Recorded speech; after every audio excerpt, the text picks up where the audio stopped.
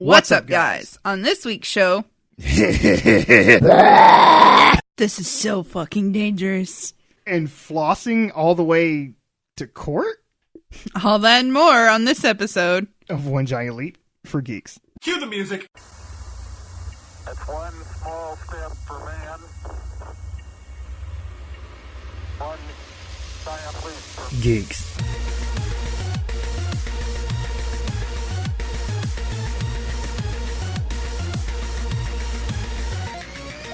Welcome to another episode of OGLFG, where we talk about movies, video games, and all things in geek culture. I'm your host, Mike C. Squared. And with me is my co-host, Sexy Lexi. That's your cue to say something.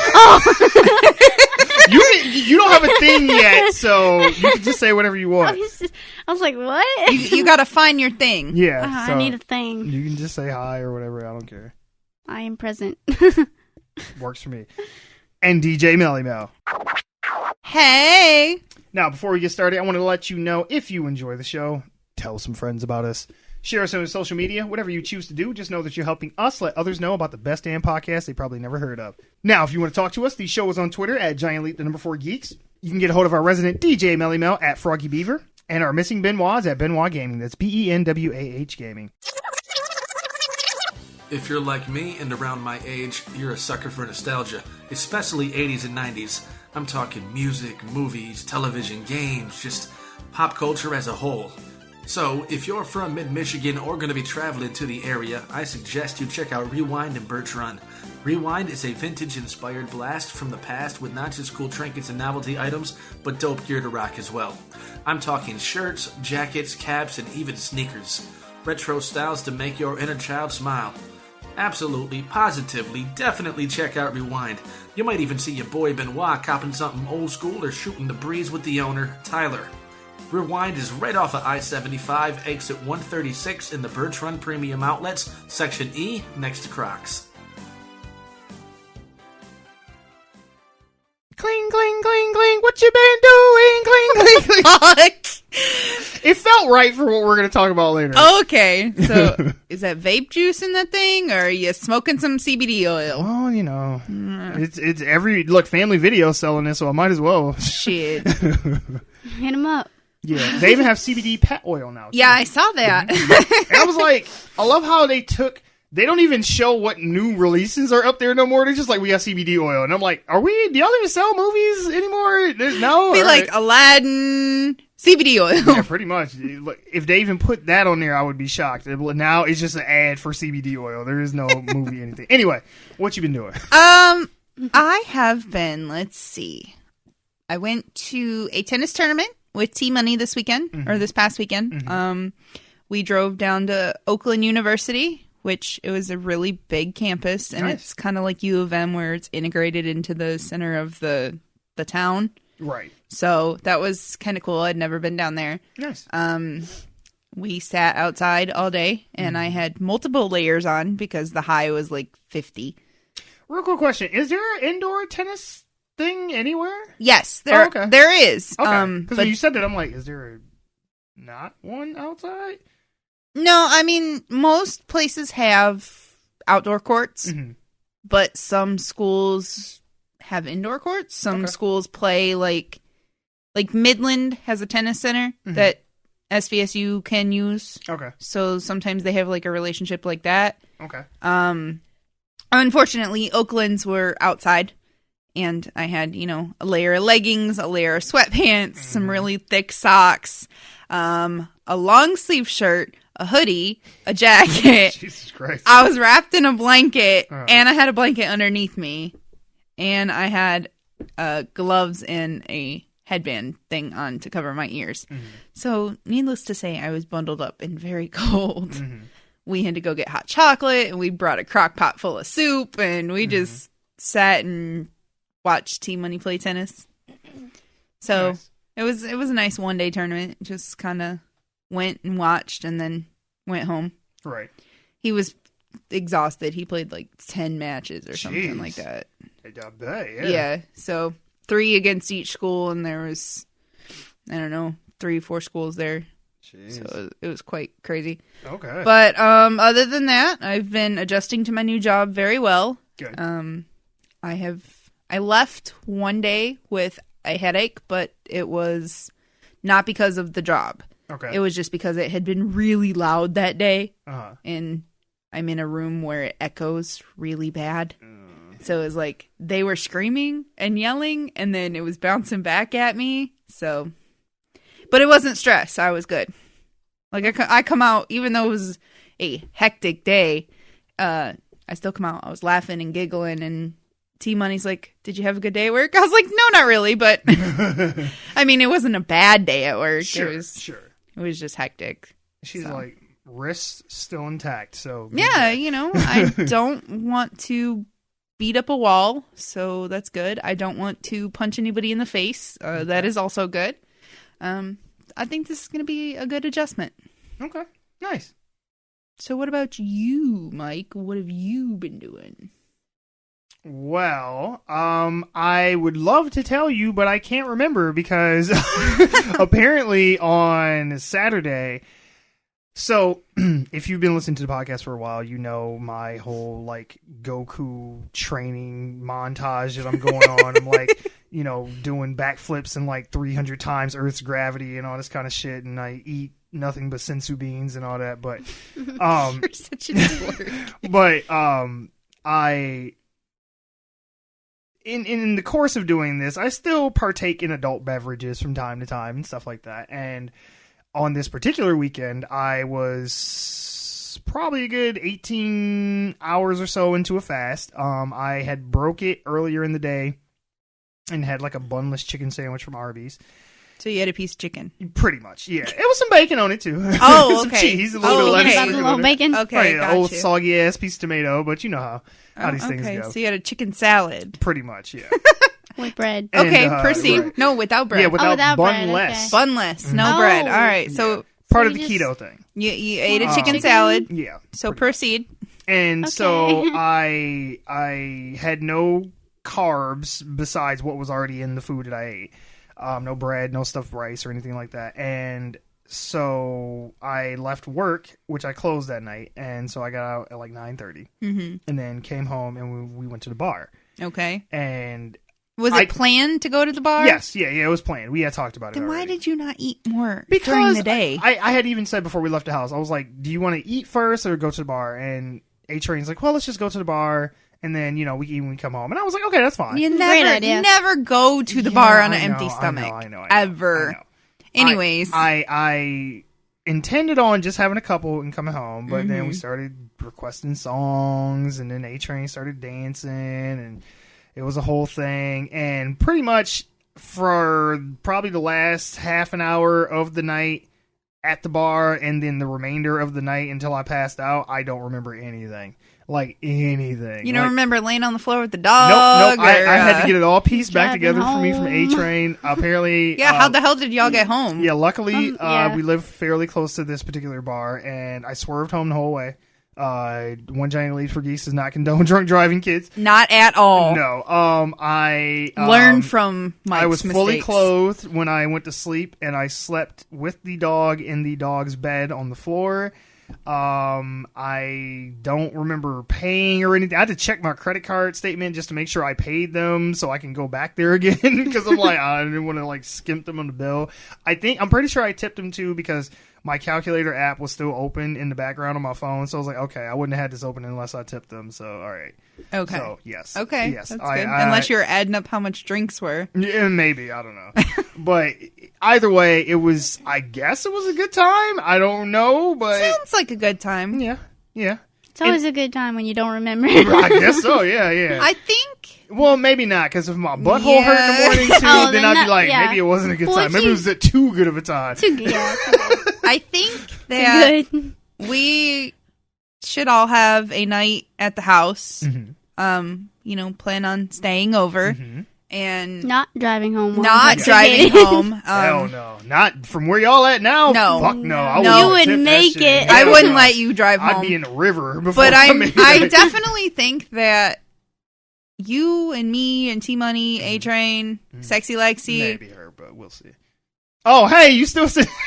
But no, continue. Okay. No, I think we should have a night where Well, we all kind of, contribute to the food and the alcohol. Yes. And Well, I want to before the end of the month because I want to get together and do a horror movie watch. Oh, that's right. Yeah, and I have a week off the week of Halloween, so... I think we can make that happen. Yes. But anyway, Sexy Lexi, what have you been doing? I've been freezing. Word? Okay. Yeah, because ever since the temperature that's right. This is dropped your first suddenly, winter. yeah, actual winter. Oh, and explain to the people that don't know where you're from originally. Oh, well, okay, I'm from Louisiana. I'm not from Michigan, Mm-hmm. so our winter is not like the winters up here. No. Like when it drops Do you to like have winter in Okay. Louisiana? We do when Do you it know gets what snow looks like? Yes, I know what snow looks Like in it's real life? No. Not from a TV movie or something? No, I do. Okay, I know okay. what snow looks Do like. y'all get snow down there? Not real No. snow. Listen, Okay. okay? Slush. Yeah, basically just Yeah. frozen Half an ice. inch. But it's still snow, though. It might not be like inches and feet of snow, but it's still snow. Okay. But it's only snowed like I think 3 times. Jeez. I don't even know. It doesn't get really that cold, but it gets sometimes it'll get cold where it's like really foggy and the grass is like has like ice on it Yeah, and it's like frost on it. frosty. Yeah. Yeah. But our cold back home is like maybe when it drops down to like the 80s or something like that, maybe something like that. If it's below like That's 90 cold? to yes, What the it's fuck is the us. high? 120. Yeah, about 120. That's the high. But no, it just really my cold is like I get cold easily. So when the temperature dropped all of a sudden, I was freezing. I got windburn. Hot chocolate did not help. It was really good, but it did not help. You are going to be miserable. Yeah, I'm not gonna make it. I'm gonna hibernate. I literally plan think to you may hibernate. die. Because I think so too. if, from what they're saying is true, our winter this year is going to be just as bad, if not worse than last year, and we got to like negative 20, 30 degrees, so...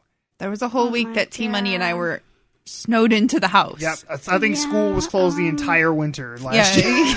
Like, for real. Honestly, the entire state shut down Yeah, state of for emergency. a week. Well, I'm gonna say my goodbyes now. R.I.P. My family, I love you. If I don't make it back home next year, blame Mother Nature in the winter because I'll probably be buried in the snow. You should probably get your, Get your affairs in order. Yeah, Yeah, get a will yeah. wrote up, whatever personal possessions. I'm you gonna wanna start pass early on that. Yeah, Uh-huh. Okay. Okay. But yeah, I've been freezing. I've been trying to stay warm. Like that is my main goal is to stay warm because I have not been warm. I'm sorry. It's gonna be bad. It's gonna be real Yeah, bad. all right, family, I love you. Friends back home, pray for me. They should, because you are gonna die. I'm just telling you. I told her this week, I Death by snow. think I get a paycheck this week. Mhm. Well, I get at least my one from my last job, but Okay. I think I get the other one I was as like, well. Wait, you were talking so great about how you feel about this job. I'm like, they do pay you, right? Yeah. They pay me, but I get the pay week for this job is actually a week after. Ah, okay. So their pay week is next Friday. Gotcha. But I think I get a check for training this Friday. Okay. That'd be great. And I get half a check from the old job. Right. So I told Sexy Lexi, I said, we will have to go get you some like insulated shirts and pants and lots of sweats or something because you're going to freeze. You should probably get those window clings that keep the air from seeping out. Oh, that's a good idea. Wrap her in those. Even better. Get the plastic, the Michigan plastic. Yes. Yeah. Uh-huh. You just wrap her up in those, and then put your clothes on over that. Yep. Good to go. So we have to make sure that we get your Halloween costume like 3 sizes too big so that we can fit a snowsuit on underneath of it. Poor Lexi. Yeah, you're... My outfit's not gonna look how I want it to. Then. Or just be, fucking kid in a snowsuit for Halloween. Then you're perfect. You'd be the Stay Puft Marshmallow Man. Just spray paint it white, dude. She already got you. Boom. Yeah. All right. Moving on. Yeah, we need to move. Welcome to Hell Sexy Lexi. No, seriously, we have a town called Hell, Michigan. Well, it's gay hell for now, but you get the point.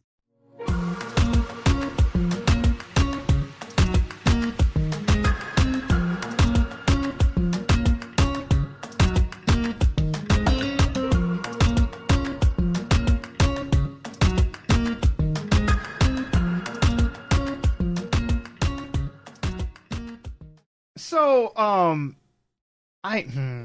do I want to start this? Easy. This is a it's a non-controversy, I feel like, because I feel like people are making this into a little bit more than what is necessary, but at the same time, I can understand why people's feathers are ruffled about it. So, if you haven't heard, Martin Scorsese, he was quoted during an interview, and he said that basically he does not think that superhero movies are cinema, that shouldn't be considered movies, pretty much. What the fuck? Hear me out, or hear him out, let's say. So, he said, his quote was, "I tried, but that's not cinema," like, as in referring to watching the superhero movies. Sure. And he said, honestly, the closest I can think of them, as well made as they are, with actors doing the best they can under the circumstances, is theme parks. It isn't the cinema of human beings trying to convey emotional, psychological experiences to another human being. Now, Twitter was all up, and he was trending on Twitter. I bet. And a few celebrities have kind of chimed in and stuff like that.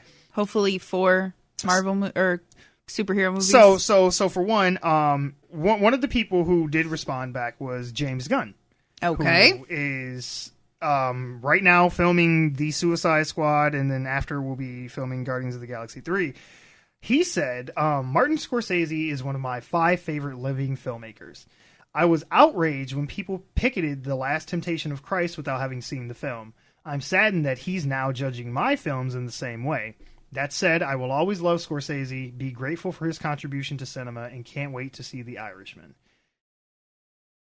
Samuel L. Jackson also chimed in. He was a little bit more, shall we say, Jackson-y? Yes, he was himself. And he said, "This motherfucker here," no, okay. He may as well have, but he said, he was asked about it, and he said, I mean, that's like saying Bugs Bunny ain't funny. Films are films. Everybody doesn't like his stuff either. Then he Shots said, fired. Yeah, I know. Then he said, Whoa. Everybody's got an opinion. So, I mean, it's okay. Ain't going to stop nobody from making movies. So, I want to get your guys' take on this. Do you guys feel that superhero movies, now I know I know people, I can already hear the voices screaming in the distance, like, how are you going to be unbiased on this subject when you have a podcast that talks about superhero movies and this kind of shit? But I'm curious to pose a question to you guys. Do you think that superhero movies should be considered actual movies or cinema, to use a more hoity-toity term? I feel that if it is put into production, shot with a movie crew, no matter if it's a crew of 1 or a crew of 100. Sure. Doesn't matter if you have a budget of 30 or 30 million. Sure. If you have something that is shot on quote-unquote film. Sure. Right, because no one uses film anymore. But yeah, you're right. If it is That shot on sucks. film, you have actors, you have people that put in time and effort to write a script, to write up a plot, Costumes. to design costumes, to do Lighting. hair, makeup, lighting. You make a cast, you have that cast come in, they read said script. All of that, to me, and then you put this out for your viewers to see, that is film. Whether my view of film is skewed or not, I don't know. No, I think that that's my definition of Yeah. what makes a film an actual film. Okay. Is all of those components. And if you look at superhero movies, no matter how bad they are, they all do that. Yes. They have directors, they have actors, they have script, they have lighting, they have sets, they have like somebody sat down, wrote out a script, yes, made a 3-act structure. Yes. There's plot resolutions, Yes. character arcs, the whole thing. Okay, Lexi, do you have a different opinion on this by chance? Not to, I kind of set you up to have one, but no. What is your feelings? I don't. Okay, I feel like it can go both ways, kind of. Okay. But like, I agree with her on like the part where the components of the film, Right. Mm-hmm. you know, and because in order to have like any production of film or anything like that, you have to have all those components to make it up. Mm-hmm. Mm-hmm. But at the same time, I'm kind of like on the fence because when I think of film, I automatically think of like, I don't know why my head goes to this, but I automatically think of like black and white. Okay, so like you think like classical? Yeah, I think like traditional, classical traditional film. 9mm films. Yeah. Right. So that's why I go like both ways, kind of. I understand both your points, and I agree and disagree to a certain degree. Makes sense. I think we're both taking it and making it a literal definition. Yeah. Sure. That No, what he's, I think, getting is that not at, what he's getting at? No, because I think what he is getting at is he doesn't consider something film unless it is trying to almost be Oscar bait. Pretty much is what it sounds like. Where it's like award-winning film. Right. Like it's got to pull at the heartstrings, and it's got to be trying to convey some kind of, struggle of man against life, and this, so and it can be a movie but not film. Right. And I'm like, but to even be even more pedantic, that nothing is, there is no, that's just like saying, okay, if we're going to say that superhero movies aren't film, so our comedy's not film, our action movies not film, our musicals not film, is it only award-winning dramas that, are played, as whatever, so is The Sound of Music not film in cinema, or is Scarface not cinema? Is The Godfather not cinema? Is Jaws not cinema? Is Alien not cinema? Is Terminator not cinema? Like, it's all subjective, first off. And to say that a genre of movie that you have admitted yourself that you haven't really given a chance, for you to make a blanketed statement like that, it's like, you can't look me in the eye and tell me that The Dark Knight is not cinema. Now, you don't care for the movie. No, but I will agree, it is. But yes, that is a well-crafted movie, is well acted, it has good character arcs and stuff like that, for the most part. I know we have our issues. We both have issues with the movie. Yes, but we do. That I would put up there. You can't tell me that the original Superman is not cinema. Exactly. You can't tell me that fucking something even more contemporary or more recent, Spider-Man 2. You can't tell me that that's not cinema. You can't tell me that fucking Civil War is not cinema. I mean, that, or the whole Endgame. Right. The whole main conflict of Civil War, to make it an even more personal example, because he says the part about how it's not, what does he say? He said that they're not, it isn't the cinema of human beings trying to convey emotional, psychological experiences to another human being. Civil War's main conflict, at the end of the day, yeah, they had the Sokovia Accords and all that kind of stuff, but it all boiled down to the relationship between Tony and Steve, and how that broke down because of the triangle between Tony, Steve, and Bucky, and how he was hiding the fact that Bucky killed Tony's parents, and that got revealed to him, and then that broke down their relationship even more. That is powerful, emotional storytelling. I'm going to piggyback off that. Okay. Avengers, not Endgame. Infinity War? Yes, thank you. Yeah. Had a brain fart. I don't feel so good, Mr. Stark. Peter died. Yeah. He cried like a fucking baby, begged for his life. Yes. That was heart-wrenching. And then we turn around to Endgame and Tony dies. In a very similar manner. And then the struggle that Tony had up until that point about him not being sure if he should have recruited Peter into the Avengers, and how he felt bad when Peter ended up on the spaceship with them. He's like, you're not supposed to be here. You're just a kid. Yeah, he even says to him, he was like, if you die, that's on me. Right. And then he dies. And it's like, and he struggles with that. When he comes back to Earth, in Endgame, the very first thing he says to Steve is, I lost the kid. Right. That's the very first thing that comes out of his mouth. So it's like... And you can see the emotion in his face. Exactly. Now, that's not to say every superhero movie is of these calibers. No. That we're using, but... I want to say Most Justice aren't. League Most aren't. definitely does not hit that. Or even the first Avengers. It's just a fun popcorn movie. Everything doesn't have to be some kind of deep, profound, psychological character study into... Everything doesn't have to be the Joker. We haven't seen it yet, but... From what I hear... I do find it ironic that you produced and or were producing a movie based off of a superhero or a supervillain, but then turn around and say that superhero movies aren't cinema, so that's what, only if you make them, they're considered cinema? Like, I don't get... biased. I want to say Thank he you. said something about pulling at the heartstrings. If you talk to anybody who is a fan of comic book, superhero, whatever movies, like we are, tell me that you and I both didn't cry when we saw that Stan Lee tribute. Oh, yeah. Yeah. What was it? During Captain Marvel?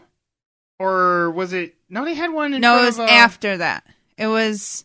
So it would have been Endgame then. Yeah, They had it one. was Endgame. Yeah. Or no, it was No, Stan Lee... Infinity War. No, Stan Lee had his final cameo in Captain Marvel, and in Endgame, they had the thing at the beginning. Right. Yeah, Like, I was talking about the cameo. You Yes. can't tell me right. that at the beginning of Captain Marvel, when he's there, Yep. that it didn't pull at everybody's heartstrings. Yep.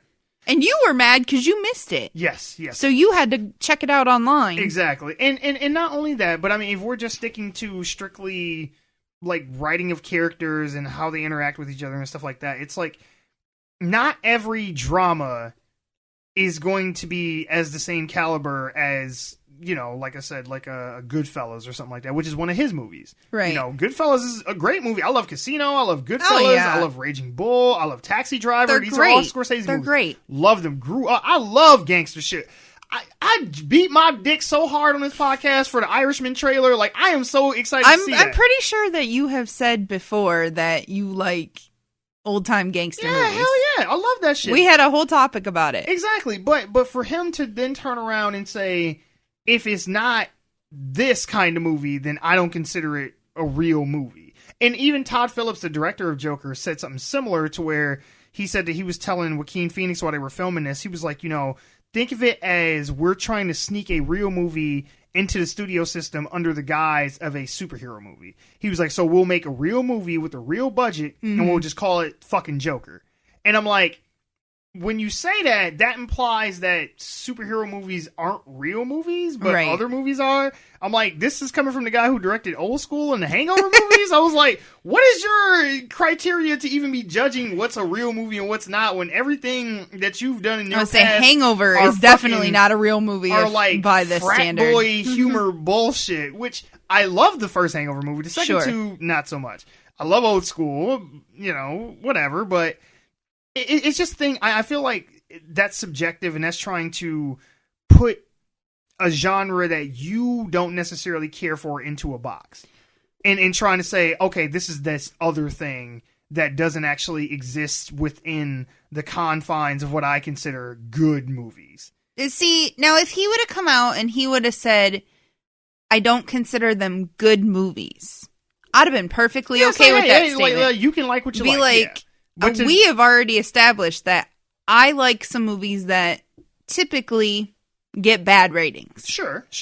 So I'm good with that. Sure. If he would have just come out and said, these are not good movies. Right. Okay, fine. Mhm. But that he's, like you said, he's trying to group it into this. Yeah, he's trying to outcast superhero movies like, oh, this is just some shit to make money. And don't get me wrong, it is. Yeah. That's a byproduct of something that is well received by the general public. Like, if you make a good movie, it'll make a lot of money. Sometimes if you make a bad movie, it'll make a lot of money. Venom! No, That- nothing in particular. No, right, I know, no examples or anything. Not throwing shade. Right, but I just feel like it's offensive to the filmmakers. Like, I'm glad James Gunn, who is a director, came out and said something and was just like, you know, I'm sad that you would consider what I use my craft for to not be worthy of putting in the same category as X, Y, and Z. See- now, I'm not trying to say that Scarface and Civil War are the same Oh level no, of they're goodness or nothing like totally that. different. But in different ways. To try and say, yeah, one is dismissible while the other is not, is a disservice to the movie industry as a whole.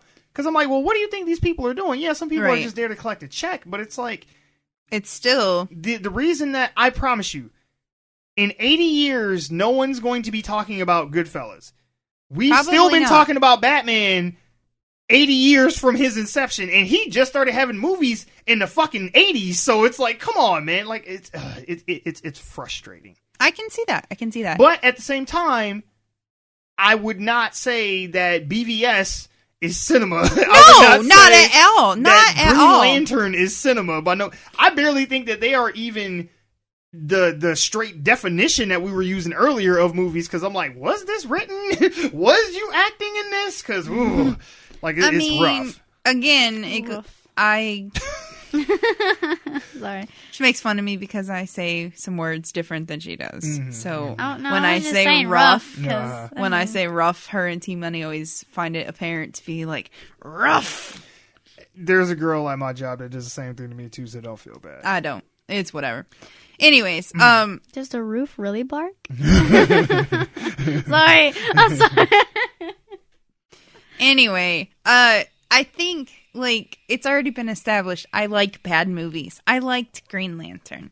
Somewhat liked BVS. Sure. I don't think I like Green Lantern. You shouldn't. It's not. I don't think I did. I don't even remember Mel it. is on that shit. Man. No disregard to you. I'm just... No. It was just a random I'm thing. used to people. She I knows just it's don't- bad. I'm used to She people knows. being She knows. like, dude, that's a bad movie. I just don't think... I don't Look, remember Ryan watching Reynolds it. will tell you Green Lantern's a bad Ryan movie. Reynolds has publicly said that Green Multiple Lantern was a times. bad movie. No He's shame. made fun of it in Deadpool. Yeah. So, as a matter of fact, him and Taika Waititi are filming a movie right now, and Taika Waititi is in Green Lantern. He's the best friend.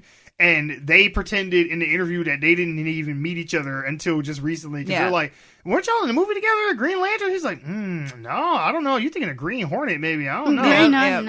Yeah, they don't acknowledge that. Right. Green But Arrow? I don't know. For him Green to Arrow. attack a certain type of movie because it doesn't go along with what he's saying or what his beliefs are, Right. it's a little kind of rubs me the wrong I feel way. like it's petty. Yeah, I feel that's like exactly it's the word that petty, and I feel exactly like the word that I there's wanted. like a tinge of jealousy because I've heard a lot of filmmakers and or film connoisseurs complain about the rise of superhero movies, and they're like, oh, they're just pushing out all the other smaller indie movies, and now these movies will never get made because there won't be some big studio tentpole billion-dollar franchise. And it's like, who was gonna go see that shit in the first place? I mean, let's be real. We are in the age of streaming services. It is becoming less and less likely for somebody to go to a movie to see anything, let alone we're the indie exception darling. in that. Right. It's like, yeah, it's cool that y'all putting The Irishman out. It's gonna have its audience. I will be one of them. I will be all about it and will champion that movie to the end. Yes. But I'm living in 2019 just like the rest of the world, and I am aware that movie theaters are a dying luxury. I would say most indie movies go straight to Netflix anyway. Exactly. Or It's Hulu. like, or they're limited release For like at some 2 film days. festival Yeah. on the corner of the country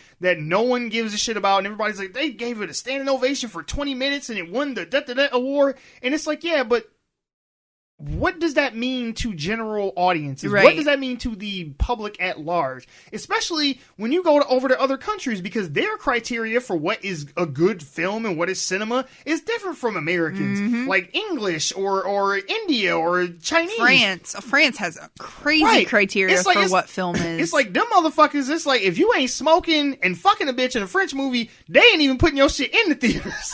Okay, Pretty maybe much. not. Maybe it's not that quite extreme, but still, it's like everyone has different parameters for what they deem worthy or not, for lack of a better word. And for him to just say something like that, especially him to be in a position to where, like James Gunn was talking about, he put out the movie The Last Temptation of Christ, and people were up in arms, all the religious Right. crazies were mad about it and shit, and they hadn't even seen the movie yet. Right. So it's like, for you to then turn around and say, oh, well, these superhero movies aren't really movies, and you admitted you don't even watch them. So it's like, well, what are you basing this off of? Like Spider-Man 3? Like, what the fuck have you seen? Like, come on. Anyway. Batman Forever. Right. At the end of the day, it don't matter. yes, studios and actors and filmmakers would like to get acclaim from like the Academy Awards and all these little indie film festivals and stuff because it feels good to have the more hoity-toity folks be like, you did a good thing. At the same time, do they really give a shit? Like, not really. Like, matter of fact, Robert Downey Jr. he turned down an offer to campaign to get him an Oscar for his role as Tony Stark over the last 11 years. And he was like, no, I'm good. I don't need it. He's like, do you not see my bank account, motherfucker? I don't give a fuck about no goddamn Oscar. I would say, who watches... I mean...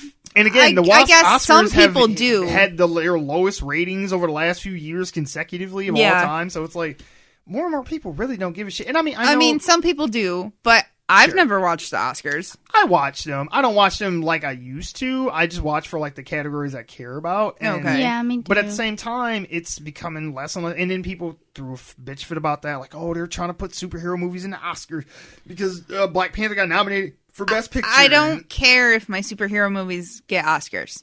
Right. It's like, I don't need someone to tell me something is good for me to enjoy it. Exactly. There you go. So it's like, if you took the words right out of my mouth, right there. If I find merit in it, that's all that should matter. Right. And it's like, at the end of the day, superhero movies aren't trying to be whatever he would consider cinema. Right. They're just doing what they do and telling the stories they want to tell. If you like it, cool. If not, cool. Like, why Move talk on. shit? Why is you throwing shade? Like, just shut the fuck up about the shit. I'm like, be glad Netflix picked up your movie because no other studio wanted to fuck with the shit. A 3-hour long fucking movie about Jimmy Hoffa and shit. Granted, it does have Al Pacino, Robert De Niro, Joe Pesci, and all these other Oh, yeah, motherfuckers great cast. Sure, but at the same time, when's the last time they did something that was relevant enough that we gave a shit about? Robert De Niro ain't did shit since them goddamn Meet the Parents movies and all this other silly shit he didn't do. O2? Right. Anyway, Al Pacino was in a fucking movie dating fucking Adam Sandler and drag and shit, so I'm like, you know what, never mind, because I'm gonna really go the fuck off, because I'm like, stop it, because all these people who have been in your films and all this other kind of shit that you would consider cinema have sold out and done corny ass fucking one-shot Adam Sandler comedies and shit, so I'm like, eat a dick with that shit. I'm sorry. Between James Cameron and Martin Scorsese, they both been throwing shade at superhero movies, and I'm like, shut the fuck up, just stop. Anyway, I've said my piece on that. Okay. Moving on. Okay. Cinema, a noun. A theatre where movies are shown for public entertainment. A movie theatre. Alternatively, the production of movies is an art or industry. So, yeah, Scorsese. Fuck off, mate.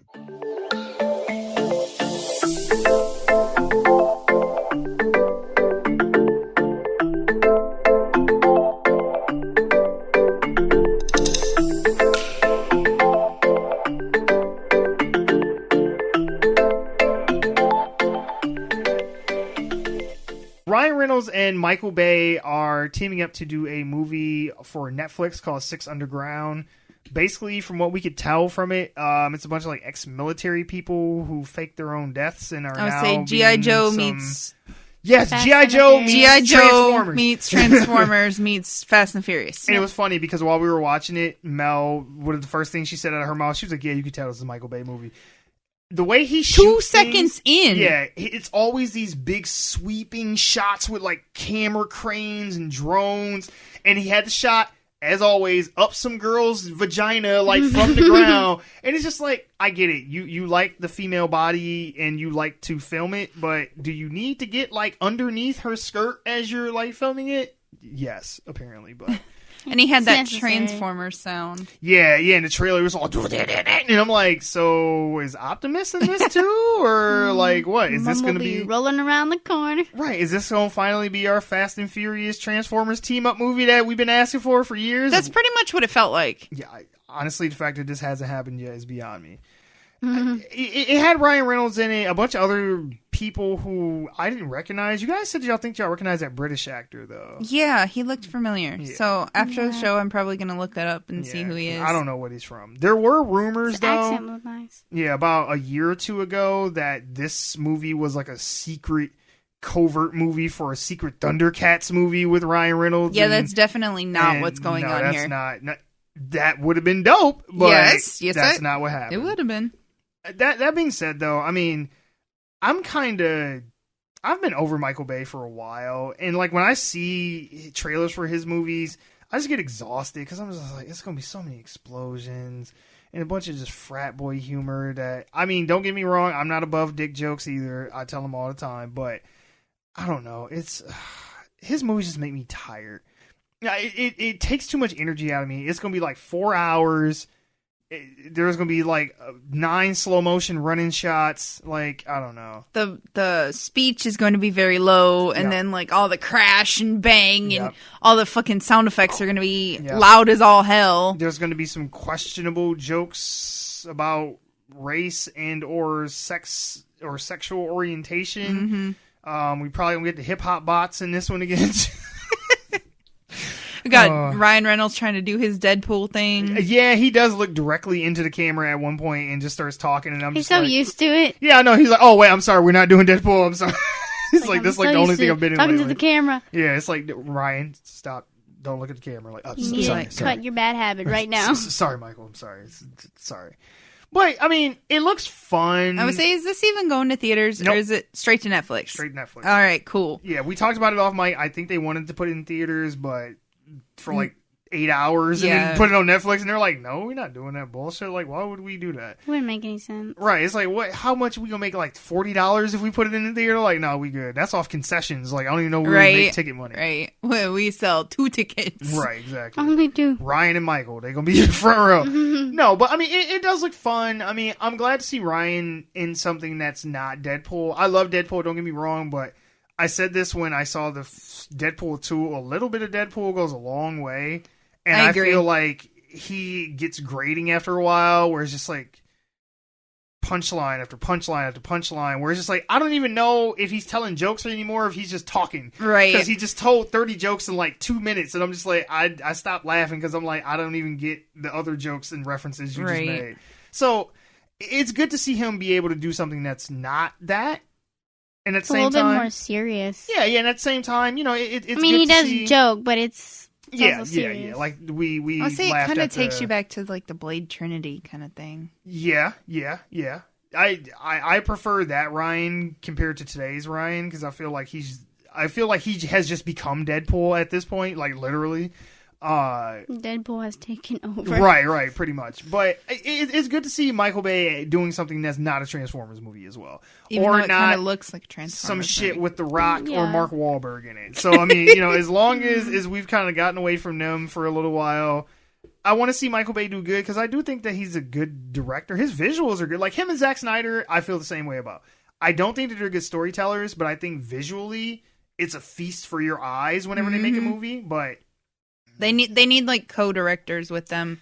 Yeah, like a duo, like Russo brothers or some shit. Yeah, it's like just somebody to balance show ass out. Because they're like script writing. Their script writing is not good. No. But they're, like you said, their visuals are great. If we can get a team up, not the two of you, preferably. No. Could you imagine a Zack Snyder, Michael Bay production? Oh my god. The literal movie theater would fucking explode. Like the projector would just blow the fuck up there. Too much vibration. Yeah. All you would just hear is that Transformer sound for miles in any direction. Oh, it'd be great. But yeah, no, this is coming out to Netflix, I believe, in December, they said. Okay. Yeah, so, December 13th. So, pre-Christmas movie. Right, I know. Merry Christmas, bitches. You better pay the Netflix subscription. Yeah, hell yeah. Yeah, don't cancel it just yet, kids. Yeah. All right, moving on.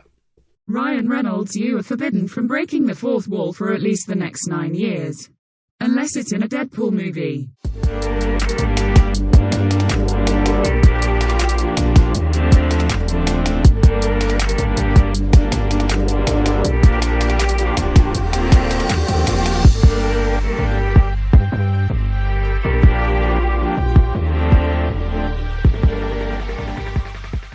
I'm glad that Sexy Lexi is here, because Sexy Lexi is, as far as in my own personal life, the flossing queen that I Oh gosh, and that's where we're going with I this. only know one person that flosses better than her. yeah, I don't. So in my mind, you are the flossing queen. So congratulations. Oh, okay, thank you. She's like, thanks, motherfucker. I don't know what I'm gonna do with it. I'm gonna put that on my next resume. Flossing queen, according to Mike from One Giant Leap for Geeks. Like, what?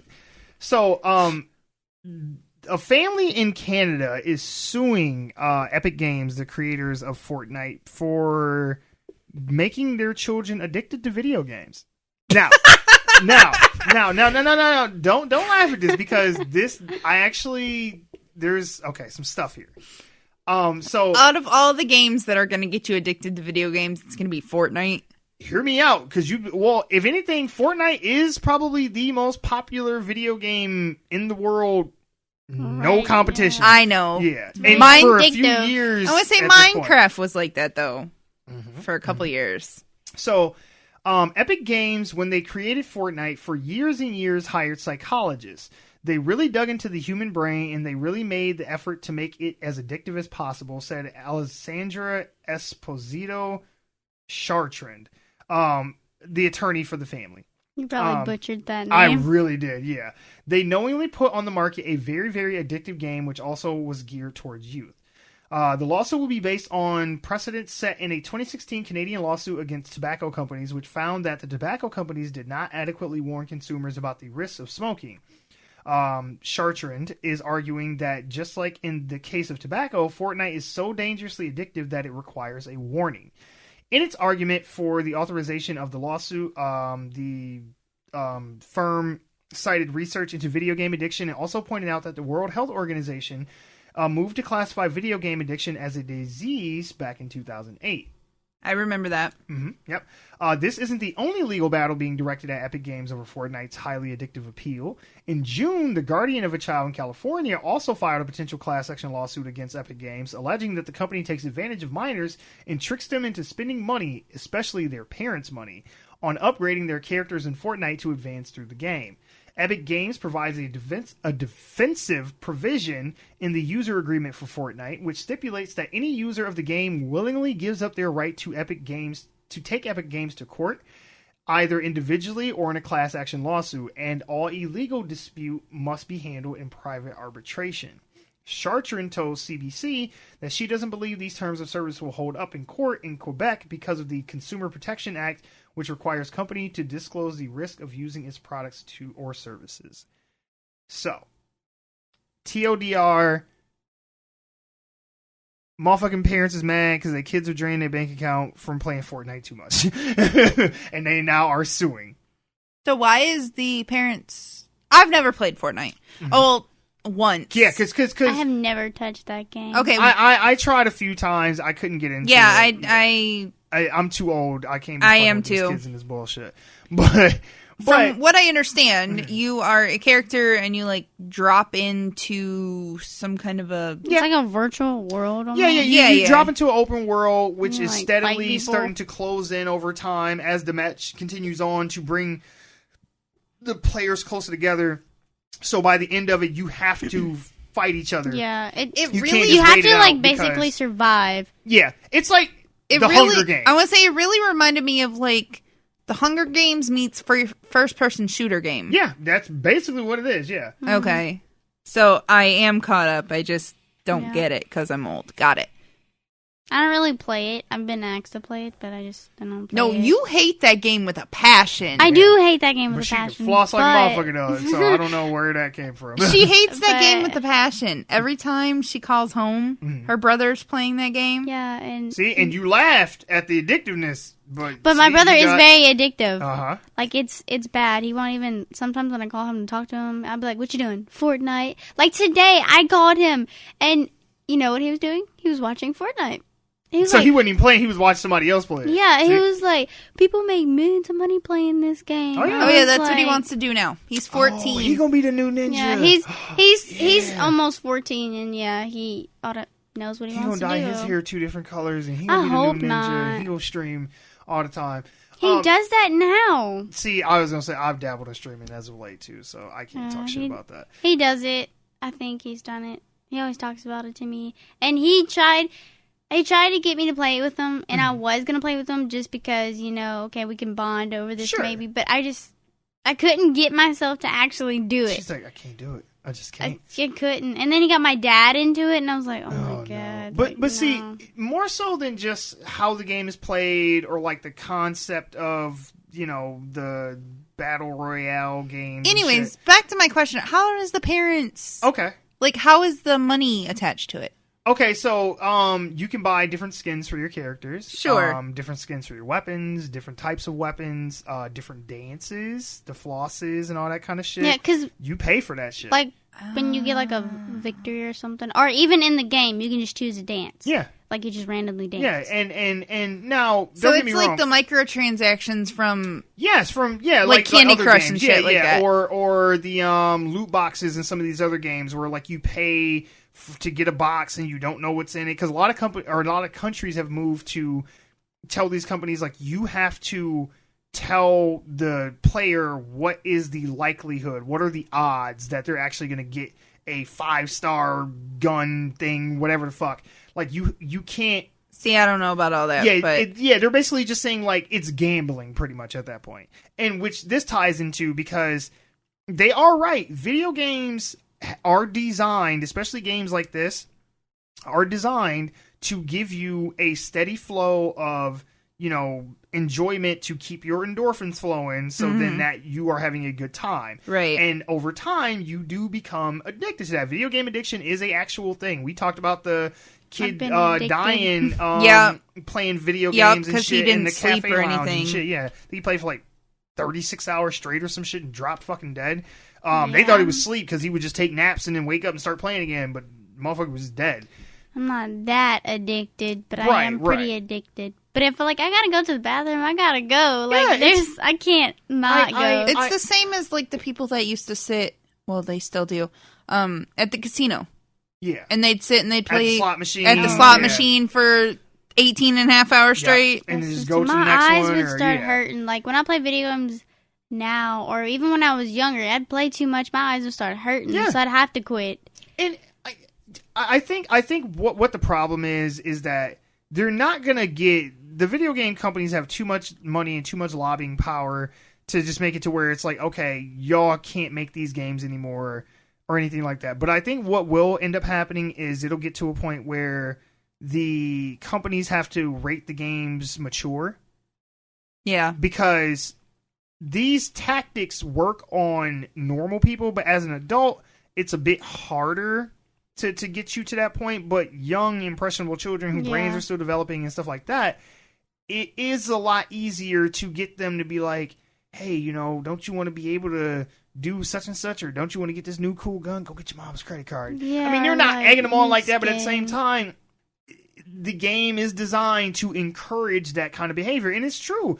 I don't know, like, what the future is going to be for video games and that kind of shit, but I do know that this is becoming more and more common where people are like, this shit is, like, turn my kid into a fucking crackhead. Like, we can't keep doing this. Or, like, kids have, like, threatened to kill their parents if they took their Xbox away and that kind of shit. Like, I guess I don't get it. Because you don't have young enough people in your life that dabble in that shit. I think because you and I are old enough where that just seems ridiculous. It does, but games, like, even the games on my phone, the games that I sit and play on my phone, they're like, oh, well, give us $2 and we'll give you X amount of gems and this. Right. Mm-hmm. I look at it as a conscious adult and I'm like, yeah, no, I'm not paying for that shit. Right. So same with the systems.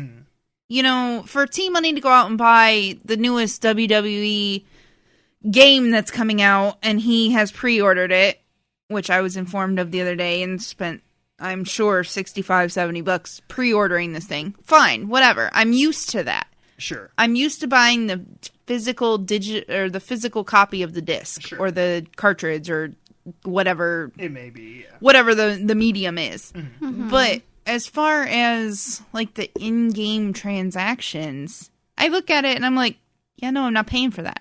Right. I'm not paying to unlock 97 gems so I can move on to the next level of Candy Crush. Right. But I knew you were going to say Candy Crush. I was thinking of Candy Crush, too. But to be fair, even though I don't even play Candy Crush anymore. As an adult. Right. Who grew up without these things. That think about a kid now who doesn't know anything but the way games are designed now, and he doesn't know anything but microtransactions. So to him, that's just a part of the game. Yeah. You know, to us, it's like you can opt out. Like, well, no, why would I play this and pay money when I can just play another game that I don't have to do I this? guess, speaking because I'm not a parent. Right. However, I know Wait till how... Sexy Lexi start draining y'all fucking account to play Fortnite. She's got her own bank account, her own money. Sure. What she does with her money is her business. She's an adult. Right. And I think it's different too when you do have your own money and can do it, as opposed to a kid who is like, well, they ain't got no fucking income. Right. I just think that as somebody who's not a parent but who has planned how they're going to parent, sure. it blows my mind that people are not teaching their kids, hey, it's just a game. Yeah. Well, not only that though, but the fact that the kids have access to get money from them, it's like, well, maybe you shouldn't put the credit card on the Xbox Live account. Maybe I have a friend. Like, you pay for a year and then delete the card information off the console. Don't leave it on there. Just buy the cards at Walmart, man. You could do that too. But I have a friend who allows her daughter to get everything that she wants. Like, she just, hey, I want this, snatches her phone and does it. And I look at her and I'm like, what in God's name are you letting, why are you letting this child do this? Right. The kid's like 13, 14. Yeah, no. Oh, I know what you're talking And about. she'll be like, I want this. And instead of putting her foot down and telling her no, then she just lets her grab her phone. She'll let her get on Amazon. She'll let her do all these things. And then she was just telling me how she just spent $2,000 for homecoming.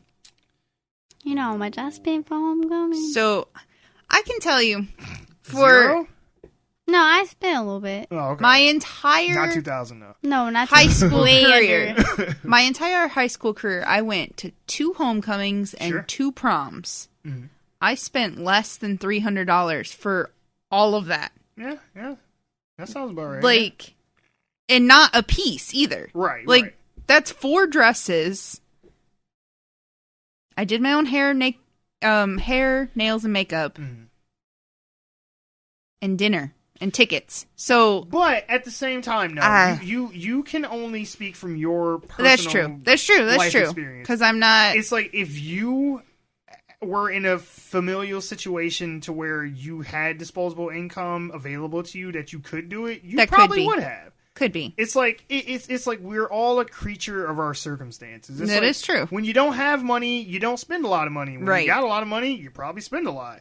So it's like, that's why sometimes, like, when I think about people who are rich and shit like that, and it's like, oh yeah, they bought this yacht and this, that, and the other, and that's just absurd to me. But at the same time, it's like, well, if I had the money, I'd probably do this shit too. Yeah, you're right. You're right. It's like as an adult, buy a lot. Yeah, and as you know, what I do for a job and the income that I make now, as opposed to what I made 5 years ago, I've bought and spent money on shit that I would have never did 5 years ago. You're right. So you're right. It's like, I get it to a degree, but I just feel like this kind of stuff is just predatory to children. Yeah, I game, I definitely don't think that they should gear it towards kids. No, because especially with Fortnite, the game is designed to look like some kiddie cartoon shit. It ain't even like a Call of Duty where it's like some like super hyper realistic like guns and blood and shit. No, Aren't they very all look like cartoonish. cartoon I say, don't they and shit. all have like funky colored hair and outfits? Yeah, and it looked like a bunch outfits of and llamas fucking and styles. Pokemon characters and shit running around. Right. So it's like I get it. At the same time, I don't necessarily think that it's the responsibility for the developer to not make you want to keep playing the game, because that's the idea. They want you to keep playing. They're supposed to sell it. Social media is the same way, like Facebook and shit. It is. You know, you on Facebook, that shit I'm has guilty. been systematically designed to keep you scrolling and clicking shit. And you like, know, the longer they can keep you on the website, the better. And you YouTube know, is the I've same way. tried I have tried to, like... See? Because I've looked at it. Now we find something that you can relate it to now. Well, I've looked at it, and I've been like, damn, I spend too much time on Facebook. Why am I on Facebook? Okay, close it. Well, then I'll be sitting there, and I'll be like... scratching. She like, I just need one more. No! I'll see the damn notification. That's what it is. It's that damn... the little red notification thing. Yeah, once you start, you can't stop. Yeah, our phones are basically billboards for social media apps and shit like that, because... all it is just notifications all over my screen all day long. I will clear all my notifications, and the same ones from Facebook will pop right back up in my fucking notification feed, and I'm just like, I cleared this shit. And it'll be like, but today is such and such's birthday, bitch. I know, I cleared that shit. Yeah, that happens to me too. And I'm like, is my phone tripping? And then it'll be what's going on? So did you not see the part where I said I'm good? It's like, no, you didn't get on Facebook, so we send it again, bitch. So it's like, it's designed to keep you on these things. So I can't fault the company for wanting to keep the kids playing the game. No, I can't either. But that's the whole point. Exactly. I do think that there needs to, and that there will come a time where it's like they are going to have to be more transparent about this. Like, oh yeah, I don't feel that it would sell any less copies of the game for them to go put a warning at the bottom, like, hey, like they do with cigarettes, like smoking has been known to cause cancer. This video game is known to have been highly addictive. Use at your own discretion or whatever. Most parents don't even research or look into this shit their kids is watching and playing any fucking way. So. So if the argument is it's going to hurt our industry, no, it's not. No, it's fucking not, because they put them smoking warnings on cigarettes and motherfuckers still smoke. How many times have you ever played Dance Dance Revolution? Yeah. Okay. You know, the first screen that pops up, this game has been known to cause seizures. Exactly. And how fucking big is Dance Dance Revolution? Still in arcades. Yep. Dave and Buster's. Yep. I love Dave and Buster's. You know... we have a hungry motherfuckers. I love David Buster. We have a. I do want to go. Me too. We should go. I've only been to Dave and Buster's one time, and that was when I went to Houston. That was it. First and last time I've been there. That's good. We have a bowling alley up near the house, and we haven't even been to that. It has escape rooms, and it has escape rooms? a giant room like Dave and Buster's, and. Yes, you did. Did I? Yeah, you did. Did I really? Yeah, you did. It's okay. Jake and Busted. It's called Stardust. Oh, okay. Oh, wait. Yeah. They have a giant bar and giant bowling alley and whole video game room. That's up by the house? No, exactly. It's in a whole nother town. It's not that far from the house. Everything is close to her. Anyways. Yeah, everything is... No, it's... It's close to the old house. It's not close. But no, to your point, no, that didn't deter people from playing right. VR. Right. It didn't deter people from, keeping it in their arcades and shit like that. It was just like, we put up the warning and now you know. Right. So, I mean, honestly, just like they're going to fight it tooth and nail. When people go to McDonald's. Exactly. It doesn't deter them from eating McDonald's that the calorie count is right there. Exactly. I don't even you look at the calories. Exactly. You look at it and you're like, motherfuckers damn. purposely don't look at it. They say, how much is in this double quarter pounder of cheese? I feel like if I did, calories. Cool. I would be like, do I really? Yeah, I want it. It's like, that sandwich is half of my day's caloric intake. Fuck. But yes, I'm gonna get it. I feel like even if they put the warnings on it and everything else, people are still gonna buy it for their kids. Kids are still gonna find when you give them allowance money, they will go buy the shit. I think the only way you're gonna curb that is that you would have to rate it mature, and then that way adults would have to. But even then, adults are the ones that's gonna buy it anyways. Right, and honestly, if you have the account set up a certain way to where you don't have no child locks or something on it, they can just buy it digitally, and you won't even know that they even own the game. Right. So, yeah. Loopholes. I'm really curious, consoles nowadays are set up like that. Yeah. You have to be on the internet to set up a PS2 or a PS2. A No. PS4. Yeah, I was like, man, you two I consoles didn't behind. have to do that A for PS4. PS2. Right. I had a Like, PS2. like we was barely playing online when PS2 came out. I meant like, whatever the new Xbox is. Yes.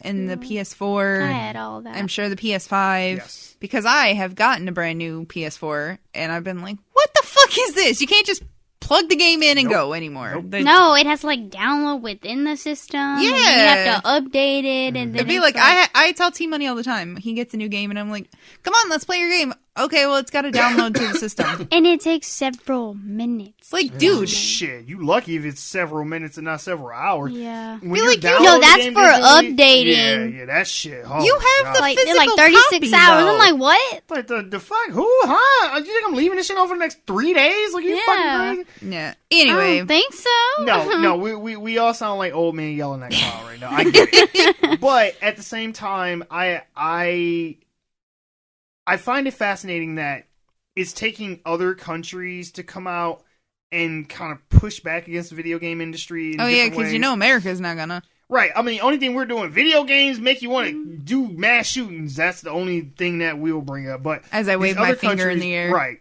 Or like, hey, these loot boxes are a fucking problem. Hey, these predatory practices on minors are a problem. Hey, the level of addiction in these games are a problem. Not saying that you can't make the games. Not saying that you necessarily have to change the games. But you got to be upfront about what you're doing. Right. And let the consumer make the decision whether or not they want to purchase your product, knowing that it is highly addictive and it does have predatory, practices, and that a minor is 9 times out of 10 going to be the only person using it. That's fair. Right. It's like, now, if they choose to make a decision to purchase your product after that, that's on them. Right. But anything else short of that, fucking... Put a label on it. Yeah, exactly. Right. Put a condom on it. Safe sex with the shit. Just know what you're getting into. If you pick up a bar rat, then just know that you might catch an STD. Just saying. That's how these things go. Anyway, moving on. Oh boy, Master, I'm disappointed in you. I thought you'd have a much different take than this. I mean, come on, who said yes to the video game? Who pays the power bill? Who owns the electronics? Who makes the rules? Don't blame the game, blame the parents.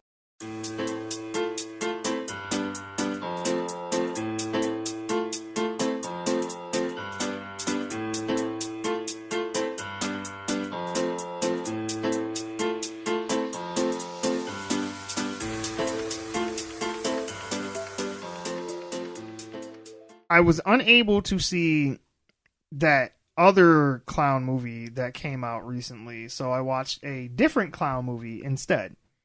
That's about a month old now, but hey, You saw it. That is all that matters. You're finally going to review it. So if you cared what we thought about It Chapter 2, we're going into it.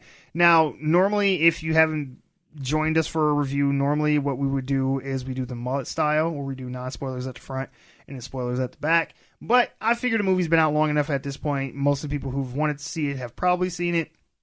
So we're just going to give you a straight up spoiler review. We will give our ratings for it at the end. So we need to fill Sexy Lexi in on our rating system. We will. We're going to walk her through. We're going to hold her hand She has through not been to a review yet. Yep. So we're going to break your review cherry tonight. So there you go. God, okay. I hope you brought paper towel. So, Clean up on aisle, Lexi. Right. Damn. So, I want to say off the bat that I've heard a lot of people say that they were disappointed with It Chapter 2, that they didn't like it as much as the first movie, and I'm not even going to hide the ball on this. I didn't either. I thought the first movie was a tighter movie. I felt like this was way too long. It was almost 3 hours long. And it could have been a good 20, 30 minutes shorter than what it was. Yeah, I feel like they stretched it. Yes, especially the final battle, because I felt like it was like a video game. Very by disappointed the at how it ended. Yeah, but because we're going to jump around the review, so don't worry. Like, we're not going to go linearly through it. But the ending. It felt like a final boss fight in a video game, because it was like different levels to it. Because it was like, first they went to the house. And then they went down into the cave. Yeah. And then they went into the other cave. And then they were on the meteorite. And then they did the ritual. And they thought they killed him. But he ain't dead. And he's a giant spider thing. Then they all break off into these other things. And then the dude's dying in the quicksand. And the chick's drowning in the blood in the thing. And then they save him and pull him out. Then they throw the spear at him. But he still ain't dead. And he comes back. And I'm just like, what the fuck? Like, just end this shit already. And then it's like... And then by the very end, it's like the way to kill him is to talk shit at him. Make him feel bad or whatever. He's like, you fucking clown, you old bitch, and you leper. And it's just like, that. Now, I've never read the book. I've never read the I've book never either. read the book either. This could be canon. This could be how it went down in the book. But it's funny because all throughout the movie they keep making fun of Will. McAvoy. What's his name? James McAvoy. James McAvoy's character, Professor X. Yeah. Crazy dude from Split. They keep making fun of his character because he's a writer, and they keep talking about like, oh, your endings suck, and I feel like that was kind of a poke at Stephen King himself because people have said like he makes good stories, but the his endings always suck. You know, not always. It's but. kind of funny that you mentioned that. I just watched a video last night, and it like linked. You know, those stupid things like, Mary Poppins and it are connected. Oh, yeah, sure, you know, those crazy theories. And one of the theories about it was the concept of it actually happened to Stephen King as a child. Interesting. So, Stephen King is from Maine. Okay. It takes place in Maine. It does. Stephen King is a writer. The main character is a writer. Stephen King had a group of friends, and obviously, you know, did his brother die in a horrible sewer? Well, I mean, it didn't get that far, but it was making a lot of those connections, Parallels like to his real life. Yeah, this is quote unquote a non-fiction kind of thing, like based on a true story kind of thing. So that was what they were kind of getting at. They should have put that in front of it, like based on a true story. Like, holy shit! No, but I mean, it would be interesting. And after watching the original, the 90s, the 1980. I like the original. The made-for-TV movie, which I didn't realize was just a made-for-TV movie until I watched it. Was never in theaters. It just and I was like, a little mini-series. Okay, so we got this. I remember what I was wearing that day. This I watched hella crazy cult thing from a TV movie. That's great. But I saw a lot of the similarities between, you know, the main character and Stephen King watching the original. So for this to say that was not a far stretch. No.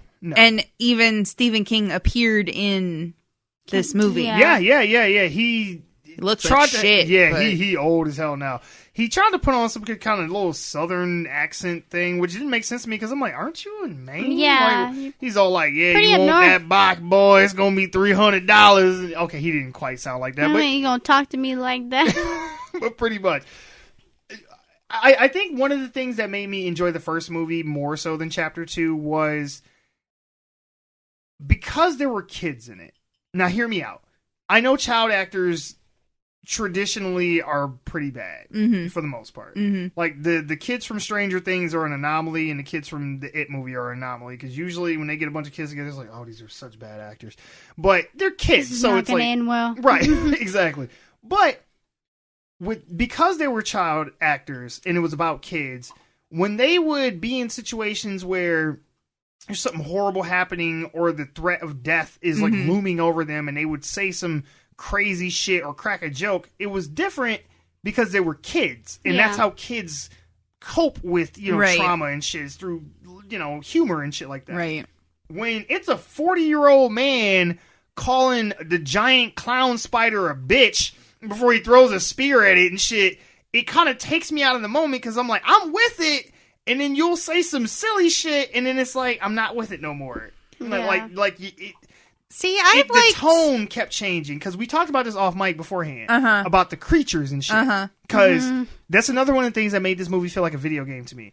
It was like everybody had their own escort mission that they had to go do, right? And then there were all these little mini boss fights and shit, and it was just one after another. It's like we went from Bev and the old woman, and then that was so creepy. And then Will and the ghost of his brother.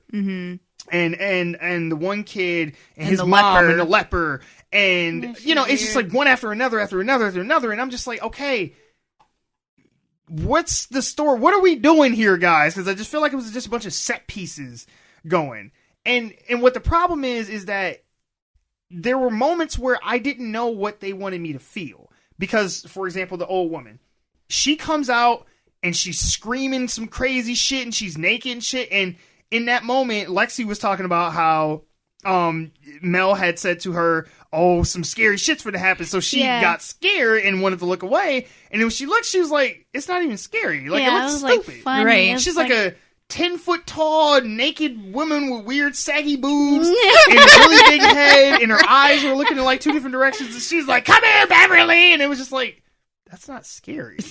It was I I didn't know how to feel. Okay, so to my defense, it was more creepy in the trailer. Yeah, exactly, because you didn't see what she you didn't became. see all that. Yeah, you so just when they saw, show it, you're like, oh. running in the background. Granted, when they first had an encounter, it was very creepy, and then it got to like where it was like it wasn't creepy. It was just really like. I think the floppy titties might have kind of threw you off too. It's like, oh shit, like okay, like this. All right, I'm just weirded out now. It's not even funny, or scary. But okay, so like the leper scene where he's trying to get his mom out and he can't, and it comes up to him and he's choking and he's like, "Yeah, fuck you," and then it pukes. Oh into his mouth. That was so gross. Oh God! And I was scared she was gonna throw up on me. Yeah, and for a split second they play that song, "Don't Call Me Angel," and then it's just like.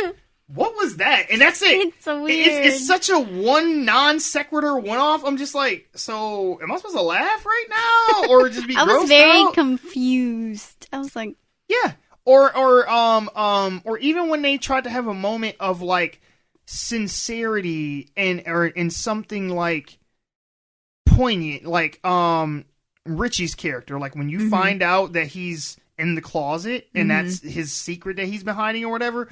Immediately after that, we have a scene of a giant Paul Bunyan statue trying to stab him. He's like, "It's not fucking real," and this, that, and the other. And I'm just like, it just felt like they were trying to throw too many tones, and none of them were really meshing together well. But in the first movie, I accepted the goofy shit because I was like, "Well, they're fucking kids. Like, of course they're gonna swear a lot and smoke cigarettes and all this other silly shit." But when they're adults and they're still acting like the kids, didn't feel right. But I did like the fact though that when they came back to the town, not only did their memories come back, but they started to kind of regress into who they were as kids. Like Will's stutter came back, you know, because like when you first see him, he is gone. But then when he comes back to the town, it slowly starts up. And by the end, he could barely fucking say 2 words without stuttering. Yeah. I really like the way that they did his stutter. Yeah. Throughout it felt real. Chapter 1 and Chapter 2, yes. Yeah. It didn't feel like someone was... Watching the original, It was like I natural. was like, Oh, oh, yeah, God. Because he was talking fine, and then it was just bam. Yeah, and I'm like... It was like, okay, you're talking good, and then all of a sudden it just hit. It was like Ring of Death on a game, on a video game or something. Like, I don't know. It didn't like... What's the word? It didn't flow. Roll off the tongue? I don't know. Yeah. I mean, you know Yeah. concept. What did you think, Lexi? What did you What? of It Chapter 2? Shit, what are we talking about? Where am I? Who are you? Mike said that he was kind of on board with everybody else, and he didn't really thought that it worked so well. Yeah, I just didn't enjoy it as much as the first one. What about you? You've seen both of them. I've seen all of went them. and saw the TV movie too. Okay. Yeah. So what do you think? Do you think that It Chapter 2 was worse than Chapter 1? Or do you think that it was better, equal to? The same? The Yeah. same? What do you think? I prefer the first one over the second one. The Chapter 1? Yeah, I really don't like some of the scenes in Chapter 2. I feel like it was just a whole mix of just things being thrown together. Okay. Like, they didn't really coexist. Okay. Like, I get the idea that it is, like, haunting, but I feel like there was just too many different set-off scenes. Okay. Like, especially, the one with the girl, I didn't feel like that one was really necessary. With the old lady? No, the one with the little girl, where he's, like, hidden. In the where she Under the bleachers! yeah. Yes. You know what? It's funny that you say that, because that was actually one of my favorite scenes in the movie.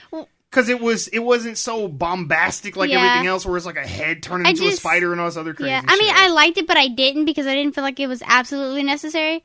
That's fair. With everything else that they did, they could have cut that and it wouldn't have changed anything. About it wouldn't have. That just didn't feel like. I mean, I didn't dislike it, but I just didn't feel like it was necessary. But it kind of took away from like the main characters and kind of sure, because I mean he had to eat, right? So And because they do the same thing twice, because they do that with that little girl, and then they do it with the little boy later. So that's but it why makes I sense didn't with the feel boy like, because he's connected to the rest of the characters. Right. Yeah. That little girl was. Yeah, Well, it's she like- was just totally random, and that's what threw me off. I was like, she has no connection. She has no part in this. She's like just a random little girl.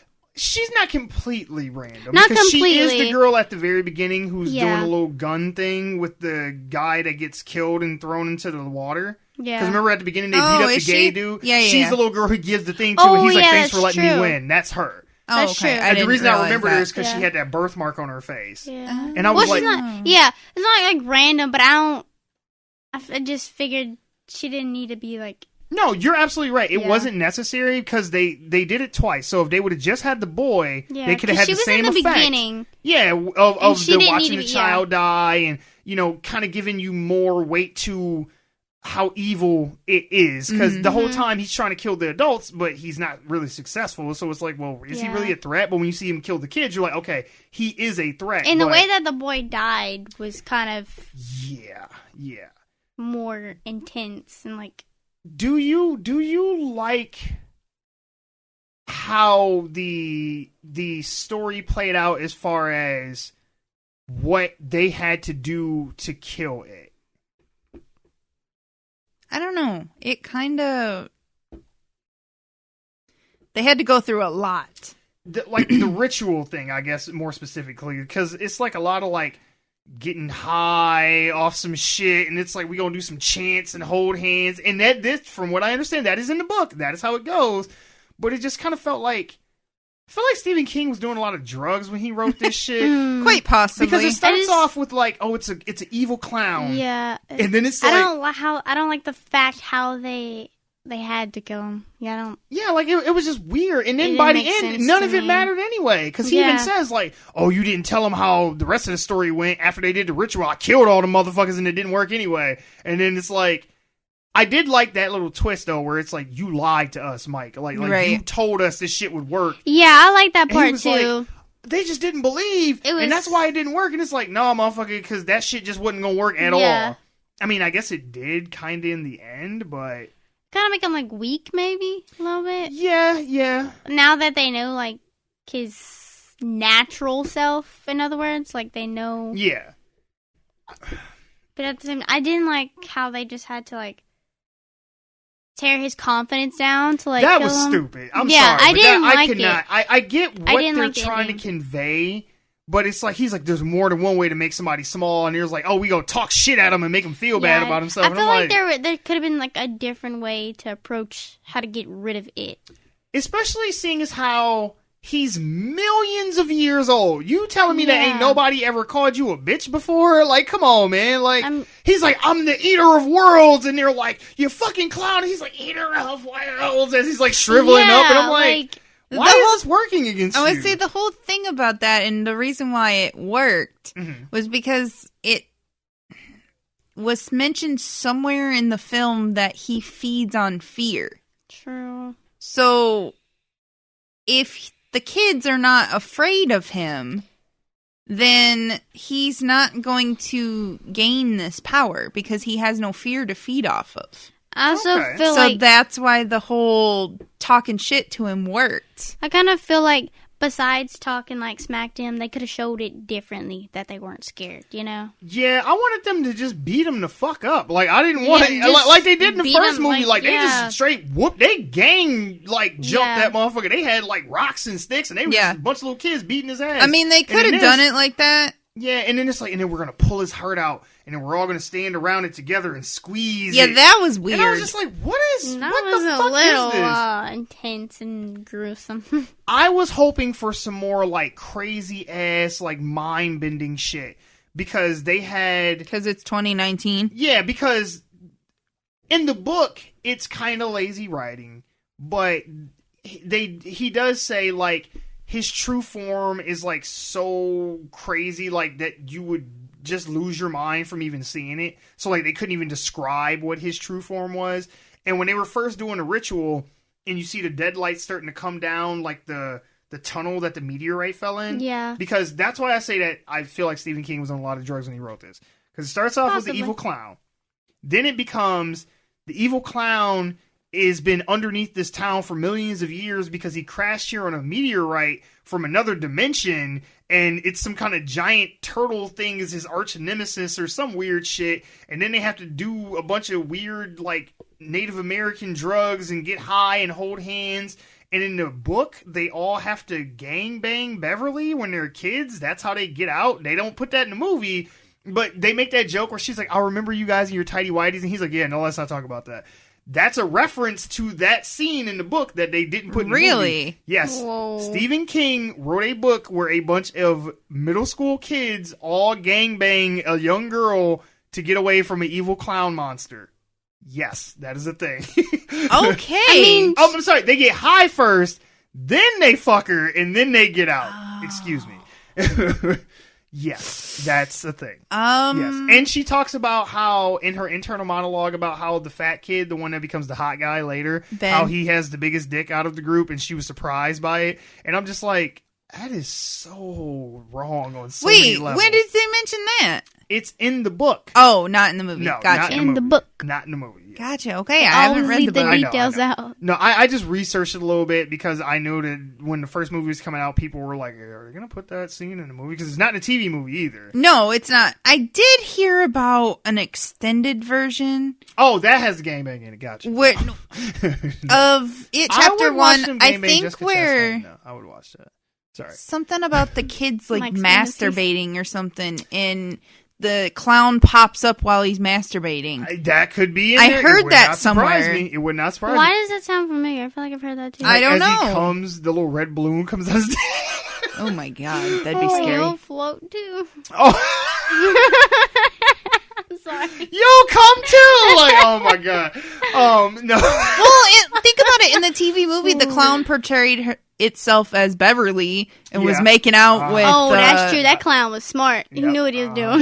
He was all. I know how to get your ass. Dude was all getting into it. Uh-huh. So maybe in the book, perhaps, I don't know. It'd have a special thing for Ben. Maybe. He was pretty hot, man. That dude, he grew up to be a boss. I was like, yeah, shit. he I was was good down. looking. But that's why I liked what they did with the adult versions. Like, I like how the actors try to mimic the child actors' like performances. Sure. Like, as the longer they stayed in the town, the more they became like their younger selves and shit. The stutter came back. All his issues with like his weight and all that shit came back. The one kid, he started using the inhaler like crazy and shit again. Eddie. Yeah, because he's like taking medicine for it at first, and then later he's like, Yeah. inhaler, and he's like, you don't need that shit. What are you doing, Dude, it's just water. Right. It was one of those things where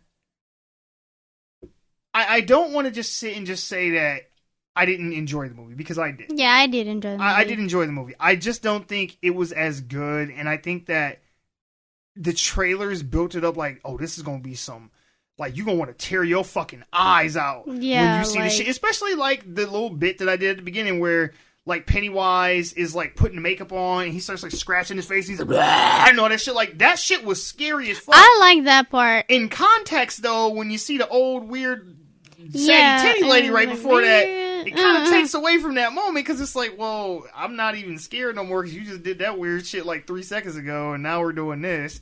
Or when the one kid that kills himself, Stan, when his head pops out of the fridge and all the little arms come out and shit, that was creepy all the way until he's like, ah, and like running around and shit and scurrying away, and I'm like, okay, now it's not scary no more. Now it's just stupid. The one scene in the movie, though, that really, really did, like, disturb me. Is it the scene that I think? Maybe. I don't know. We'll see. It was when Will's having his little moment and he has to drown his little brother. Yeah, that was Like, that was crazy. fucked up. And then shoot his younger self in the head and kill him and shit. Oh, and he yeah. came back or whatever. Like, that moment, like, was disturbing to me. Because I was like, that's... Like, I know it's not real and it's just a clown fucking with him and shit. But I'm like, that's some dark shit to, like, take your young little brother that you feel guilty about Like dying. his death. Right, and And then you have to- pushing him down into the water until his little body stops moving. I was like, that's... Ooh, I was like, Yeah, that was was dark. kind of weird. Yeah. So what were you thinking, though? I was thinking that. Okay. I was like, was it a different one? Did anybody else get the feeling when, in the final scenes, when he turns into this giant spider thing? Sure, yeah. I didn't look at that. Have you seen Wreck-It Ralph? Yeah. Okay. Uh-huh. The first one. Yeah. Uh-huh. You know when King Candy gets into the Hero's Duty game and he gets like the little legs and he's the weird thing? Did anybody else have that feeling? Yes. Because when I was good through the whole movie. I even got over my fear of clowns before I watched it. I thought that this was, done really well. I liked it, Chapter 1. I continue, I would like to sit and watch them both back to back, like a true Stephen King movie, and just go bam. Right. 5.5 hours of Stephen King. All right, let's Rose Red here. And I'd like to do that. But when it got to the whole, he was half a man, half a spider, half a clown thing, and he was like crawling around, I was like, this ain't Wreck-It Ralph. Yeah, and now you watched the TV movie and it Chapter 1 like right together before you saw Chapter 2. Yep, right? the day before. Okay, so I think we can all agree that yes, it could have been something a little bit better, but it is definitely a improvement over what they did in TV movie. Oh God, yeah. He was just a big ass spider. Like at least in this, they kind of try to do something cool with him, as opposed to that, it's just like, you're the big tarantula thing from like the second Harry Potter movie. Like, all right, like whatever. Like, I'm expecting Hagrid to come out, right? Like, all right. There is a lot of good stuff here. I'm not trying to say that the movie is not good. It is. I just don't think that it meshed well. I think that they could have spent more time with the characters and their interpersonal relationships, because I thought that was the most interesting stuff in the movie. Sure. Like that first 20 minutes or so, like when they meet up in the restaurant and they're all talking and kind of getting along in, that was the heart of the movie. And they, because of the nature of the story and having to split them all up, we didn't get much of that after that. Like, you get that one good bit in the beginning, but then after that, it's like, all right, now go find your totems and shit. And then come back together and we're going to have this video game boss fight at the end. And it's like, oh, well, I kind of wanted more with the group together. Right. You know? Them together. The little flashbacks helped, but I didn't really understand the whole point of having to get the little totems. Yeah, and then sacrificing them and all this shit. Yeah, I know. That's why I said, if they could have taken that element out of it, right, I think I'd have been all right. Now, it's been way too long since I've seen a TV movie. Do they do that in the TV movie? No. With the totems and all they that? don't. No. Okay, so they changed it a lot for that. Okay, Yeah. 'cause that's, they added extra content. It's pretty different from the TV. yeah, because this is more true to the book with the totems and all the mystical shit. See, in the TV movie, they were at the restaurant, and then Richie gets freaked out, so they all go back to the hotel, and they're like gathering all their things from the hotel, but they're like, okay, we're gonna get our bags and we're gonna go, and then they grab their shit and they're like, all right, put it on my credit card, and they like all say like that as they're out the door, head out, and like, they're then done. like they're in Bill's car on their way out of town, and then he didn't really want to leave.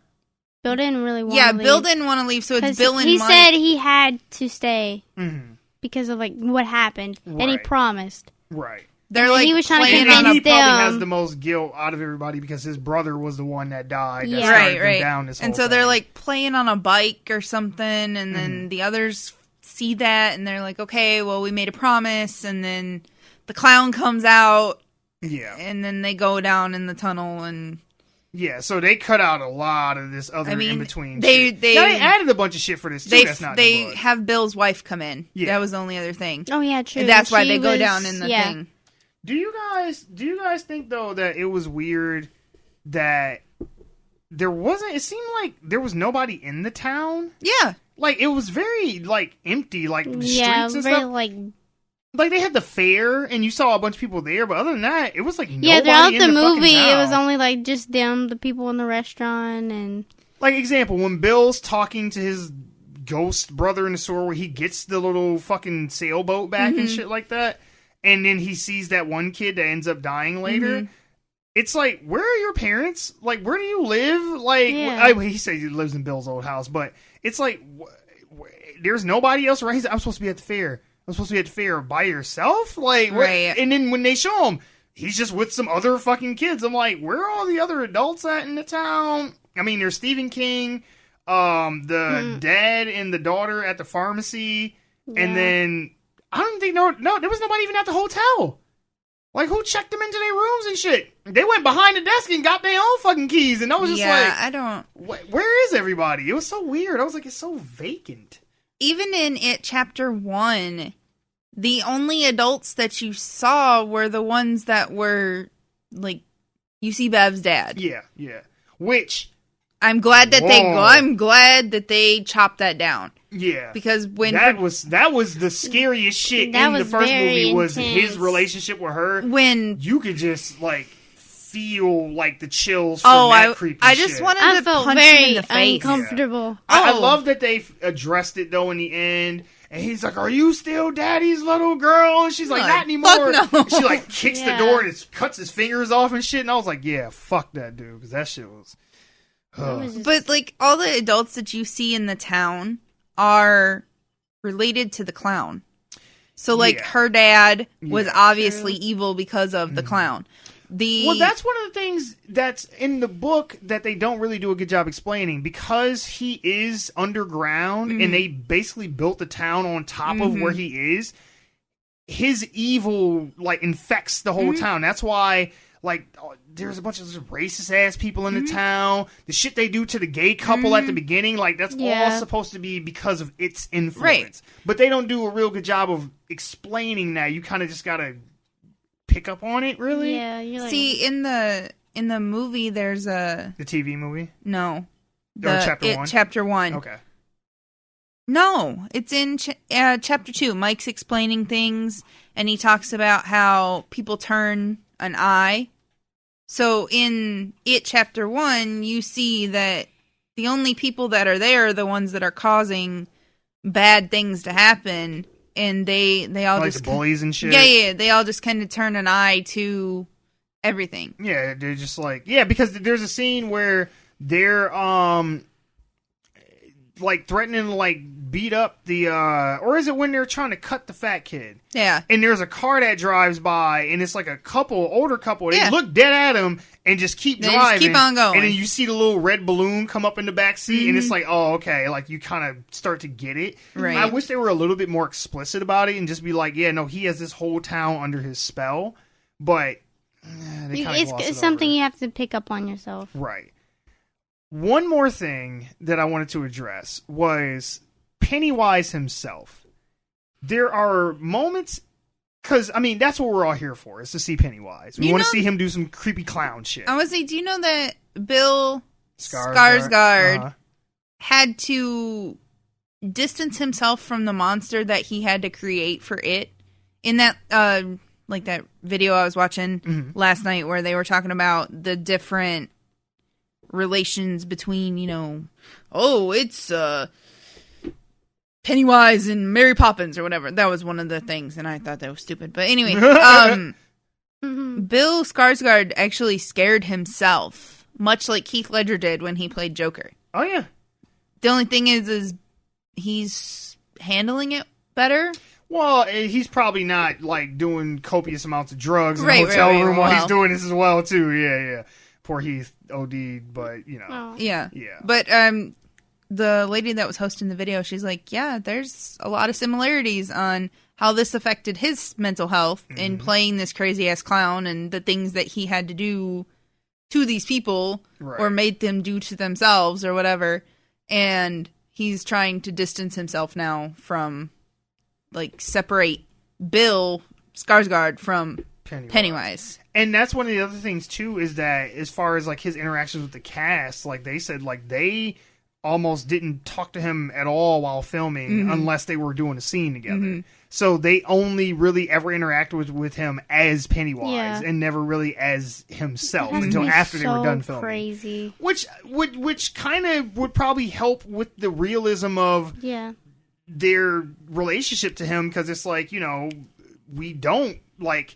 It's not like, cut, all right, come on, we're going to go have a cigarette in the back and some shit like that. No, he's still the creepy-ass clown with the crazy eye and shit. And he stayed in character the whole time. Yeah. The guy that played Richie, they said that he... Bill Hader, Yeah. They said that he come out of a dressing room or something when they had first had the Pennywise paint on him, and it scared the shit out of this guy.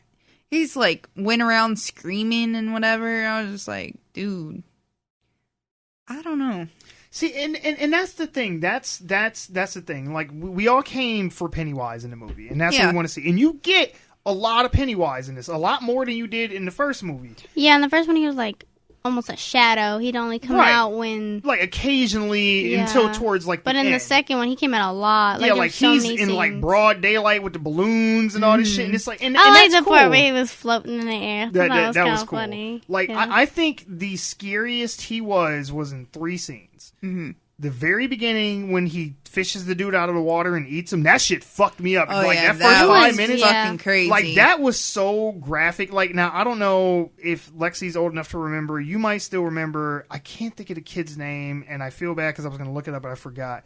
But do you remember that story, like in the 90s, where that kid was beat up in like that small town down south? He was gay, and they like strung him up to the fence and shit. Yeah, and there was a whole thing about that for like years.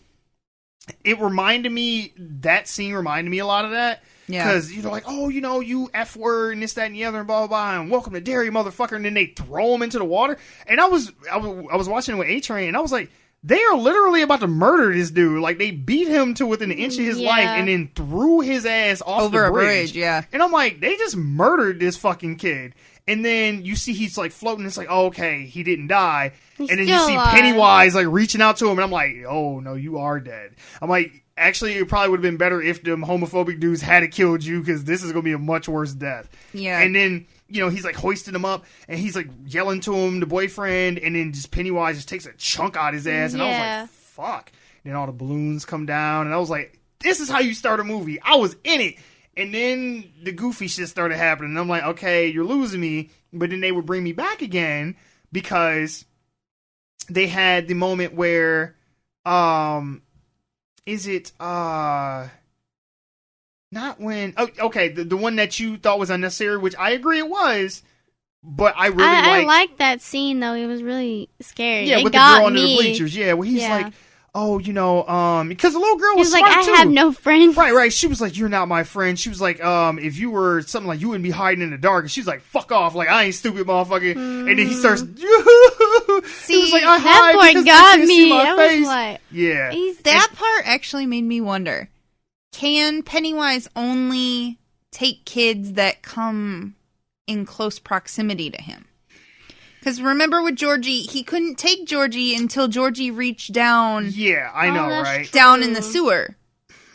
I would say same with the little girl. He couldn't take her until she got close. She had to get like right up in his face for him to take her. I think that's more of a so nobody sees him when he snatches up the kids. More so. Because I mean, when he turns to the giant spider thing at the end, he stretches his arm through like 9 tunnels chasing after them and shit. So I'm like, he could get them if he wanted to. Okay. I think it's just more fun for him. And I think it's the thing with the feeding off the fear, like getting them scared and shit like that, and then getting them in close, and then just hurry up and snatching their ass up real quick so nobody sees what just happened. And you just hear, and it's like, what was that? Like, because when Georgie, when he got his arm like bitten off, he tried to climb away, and his arms just reached out into the sewer in the first one. Okay. Yeah. So no, I think that's just more of he's trying to keep it low key. It's like and it's like I said, it's just more fun for him. But I was shocked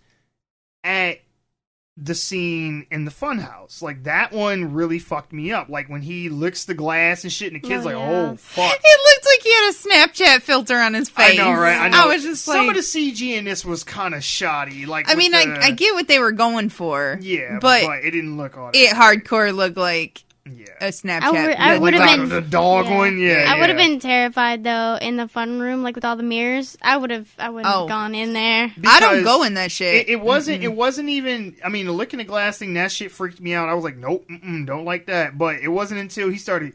Doom.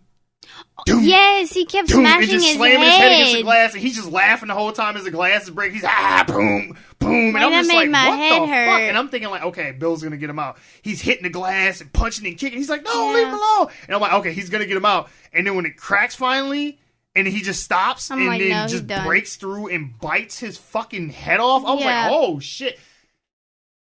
If Venom would have did half of the shit that Pennywise did, I would have respected that movie so much more. Because they do it, but they don't show it. Now, granted, this is rated R, Venom's PG-13. But I'm like, you can't be talking about biting motherfuckers' heads off and shit and then be doing some cutaway shit. Like, no, I want to see you eat these motherfuckers' heads. So, Pennywise, he took it there. But at the same time, there was moments where I'm like, I think they want me to be scared, but it looks stupid. Like, some of the creatures just look goofy. Yeah, I didn't like how they did some of the creatures.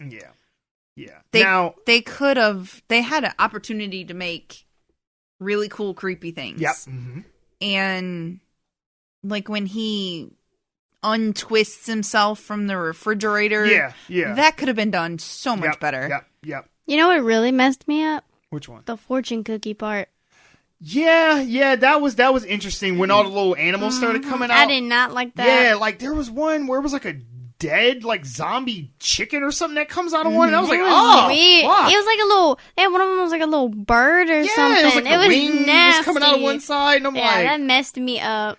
I say that was actually pretty spot on for the TV movie. Okay, so that scene, that whole scene, even the little critters that come out of the fortune cookies. Okay. That is pretty spot on for, like, in the TV movie, they had, like, crab claws and eyes and bats and shit like that. Yeah, they did have bats, but that part in general, it really messed me up, though. I wasn't ready. My favorite part of that whole scene, though, is when Mike starts flipping out, and he's like, it's not real, and he's, like, hitting the table with the chair. And then the Asian lady comes in, she was like... And there's, like, nothing there, and he's like, it's not real, and she's like, is everything okay? And he's like, yeah, can we get the check, please? Yeah. Like, I gotta get the fuck out of here, man, we'll call the police. Is everything alright? But nobody said anything. Yeah, I know, right? I know. Nothing ever came of it. She was just like, okay, I'll get the check, she got a room full of 6 people freaking the fuck out over things that nobody else can see.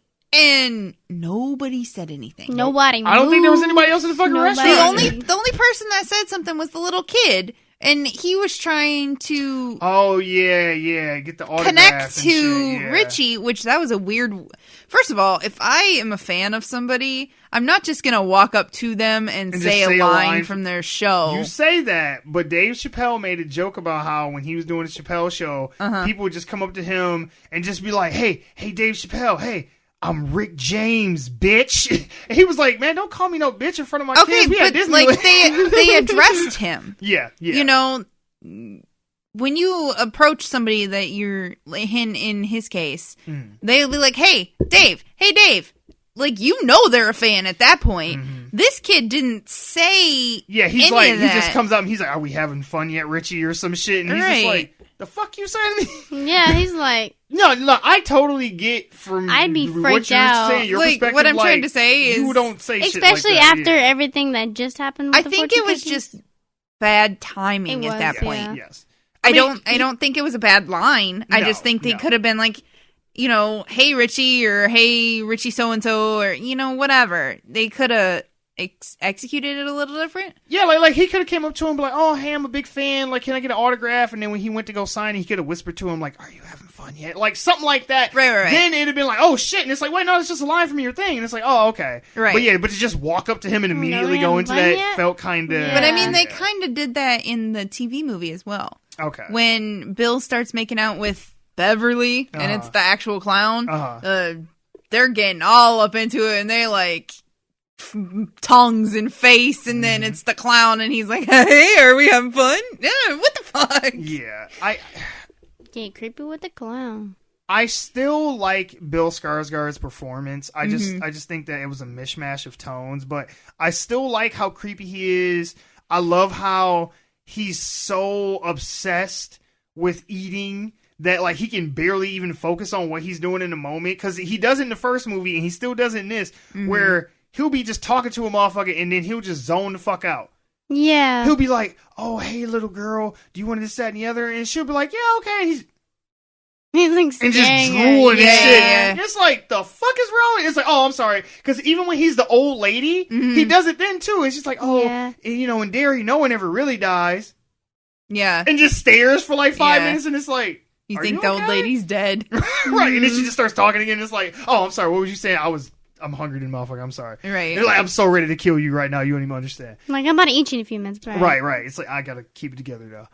Yeah. I'll say it like this. If you enjoyed the TV movie, I think you will enjoy this a million times more. Oh, yeah. If you really liked Chapter 1 of the remake, I think you might be a little bit disappointed in Chapter 2. I'll tell you right now, I don't care what nobody say.